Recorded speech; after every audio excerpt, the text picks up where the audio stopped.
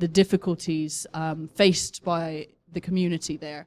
Can you tell me if the community faces any of those difficulties here in the UK at all? No, we are not facing any difficulty here in UK. This is why I am here. Had it been here, I would not have been staying here.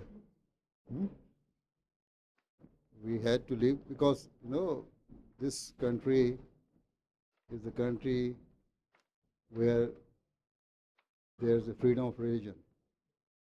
But in Pakistan, you live there, you know this very well.